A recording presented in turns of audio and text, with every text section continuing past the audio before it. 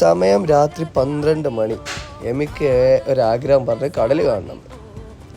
ഒന്നും നോക്കിയില്ല, വണ്ടി നേരെ കടപ്പുറത്ത് വിട്ടപ്പോൾ അവിടെ അവൻ്റെ ഏറ്റവും ഫേവററ്റ് ആയ ഒരു സാധനം കൂടി ഉണ്ടായിരുന്നു.